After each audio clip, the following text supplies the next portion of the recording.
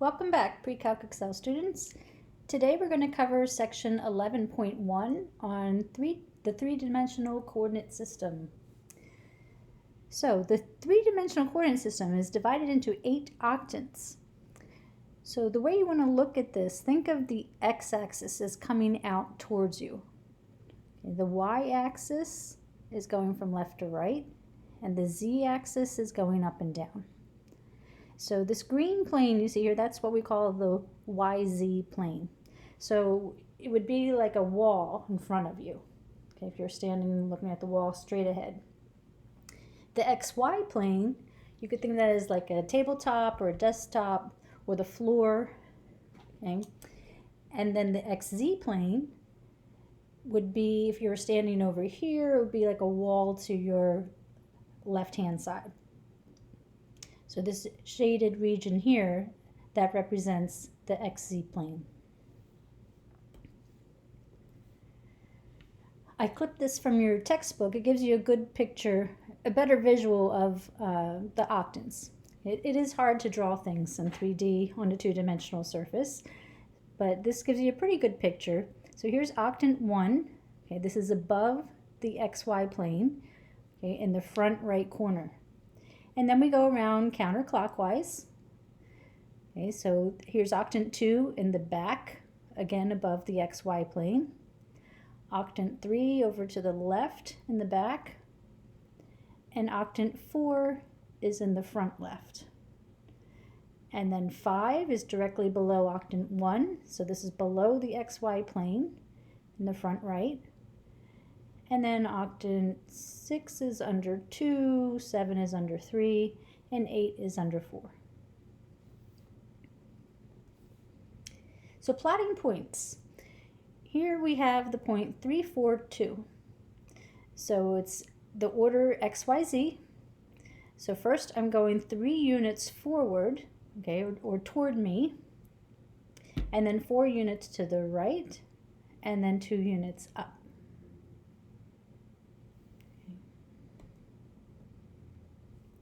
So here's another example, -3, 4, -5. So this time I'm going 3 units backward, okay, away from me, and then 4 units to the right and 5 units down.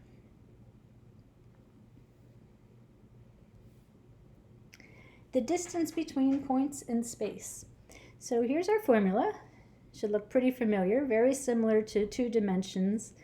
Except now we're working in space, right? So we have 3 dimensions.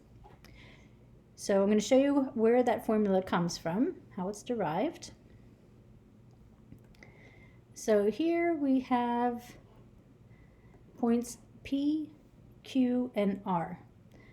Okay, so here's P with these coordinates, x sub 1, y sub 1, z sub 1, and Q, which is here, x sub 2, y sub 2, z sub 2. So what we're going to do is we can use Pythagorean theorem to set up this equation that PQ squared is PR squared plus RQ squared from this right triangle here. Okay. We can also show that PR squared is equal to this side, which we're using x sub 2 minus x sub 1. That side squared plus y sub 2 minus y sub 1 squared. Okay, and then also take note that RQ is z sub 2 minus z sub 1, because now we're going to do some substitutions. Okay, so here we're going to use this equation that we started with here, and we're going to make these substitutions. So let's see, we're replacing PR squared with this sum that we stated over here, and RQ with the z sub 2 minus z sub 1. So we're replacing both of those in this original equation, and we end up with PQ squared equaling all of the sum of all of the squares of the differences, which is basically our distance formula, right? Once we take the root of both sides, we end up with our formula for distance. So let's give it a try. So here we have points P and Q. Pause the video, see if you can find the distance between these points. When you're done, come back and we'll compare solutions. Okay, so let's see how you did. Hopefully you ended up with 3 root 3, which is approximately 5.2. So it depends. If it says exact, of course you'd leave it in radical form. If you're asked to round, then you would switch it to the decimal. In this example, these are the lengths of the sides of the triangles of a triangle with these vertices. Okay, so determine whether if the triangle is a right triangle, an isosceles triangle, or neither. So go ahead and try that. Find the lengths and then determine what kind of triangle it is. When you're done, come back and we'll compare solutions. Okay, for this set, hopefully you got root 42. For the next pair, root 29. And for the last pair, root 41, which means it is not isosceles, right? If we take, remember, if we're checking to see if c squared is equal to a squared plus b squared, c, of course, would be the longest length. It is not equal, so it's not a right triangle. Okay. All the lengths are different, so it's not isosceles. Do you remember what type of triangle it is? Hopefully you said scalene, right? When all sides are different, it's a scalene triangle. On to midpoint. So the midpoint between 2 points, again, very similar to what you know from 2 dimensions. We're just adding in those z coordinates. So again, think of it as an average, right? You're adding up the coordinates, dividing by 2. So go ahead and find the midpoint of these points, P and Q. When you're done, come back and we'll compare.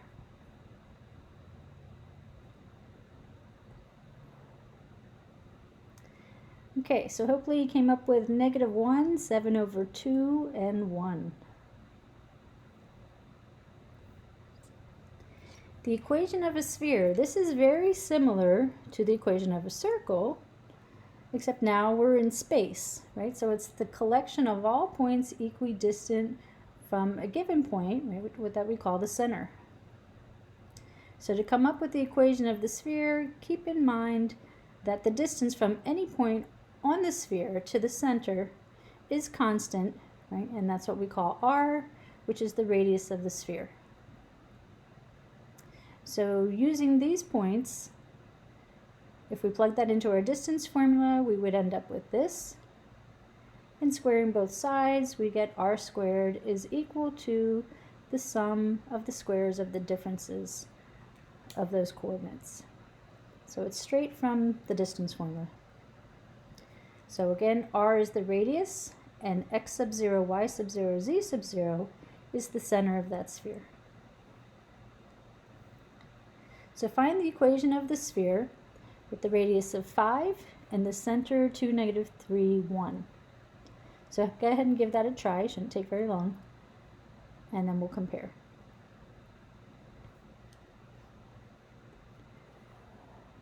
Okay. So hopefully you came up with that equation. Now try example 5. Here you're given the endpoints of a diameter, and you're asked to come up with the equation of the sphere. So remember, you need those 2 things. You need the radius, you need the center. Think about what you'll use to get those parts and then put it all together.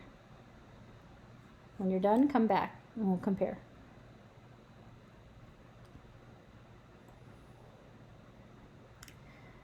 Okay, so for the center, we're using our midpoint formula.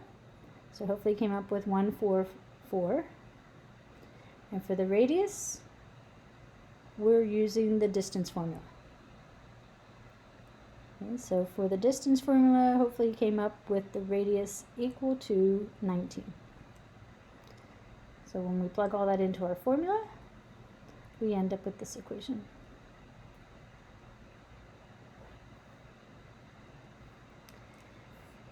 Okay, example 6, find the center and radius of the sphere given this equation. So now you need to put it into this form so that we can easily identify the radius and the center, which requires completing the square. So group your terms together. Remember, you complete the square by taking half of that middle term and squaring it. And remember, whatever you add to one side, you must add to the other side. So go ahead and give that a try. Pause the video. This will take a few minutes. And then come back when you're done.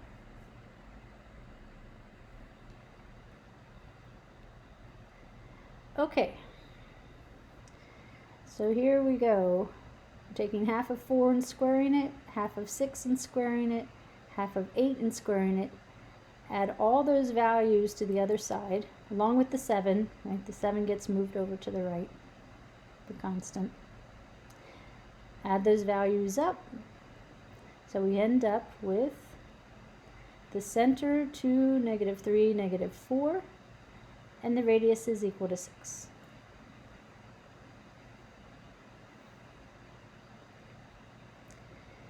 Okay, our last topic is called the trace of a surface, so the trace of the sphere in this case. So a trace of a 3D figure is the intersection of the figure with the given plane. So we're just going to work with either the XY plane, the YZ plane, or the XZ plane. In this case, it's the XY plane. And I pulled this picture from your book. It's a good visual of what we're actually doing here. So here's the sphere, here's the equation of the sphere, and then here's that trace. So picture a plane slicing right through the sphere. The intersection is this circle. That's what you're finding the equation of. So here it says, keep in mind that all points in the XY plane have a z value of 0. So to find the XY trace, we're going to set z equal to 0. So here in this equation, when we set z equal to 0, we end up with 4 squared, which is 16, and we subtract that from the 25, and that gives us 9, or 3 squared. So it's pretty simple. It's just something that you probably haven't seen before. You just have to know what it means, what the trace means. What are you actually finding? So go ahead and find the trace of this sphere, the XY trace. So pause the video, try it, and then come back. Okay, so again, we're letting z equal 0. Okay, and we end up with 16. Subtracting that from 25 would give us 9. So if you're asked for the YZ trace, then you would let x equal 0, and so on. So the last thing I have for you is a couple of cool visuals. So here, this is from our example. Okay, so there's our sphere. Here's the x-axis coming out towards us. Here's the y-axis, and the z going up and down. So from the equation, you can see it came forward 1 unit.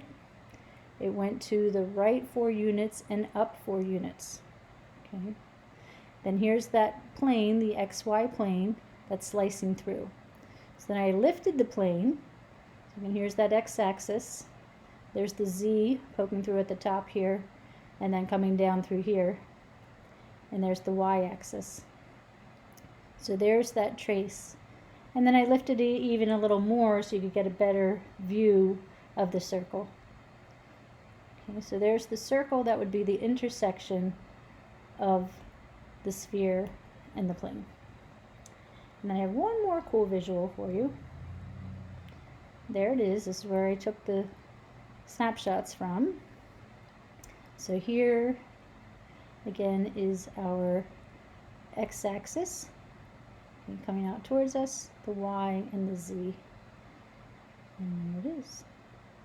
So this is a cool tool, which if you have a Mac, then you should have this already built in. This is called Grapher. You can find it in your applications under utilities. You just open it up, choose 3D.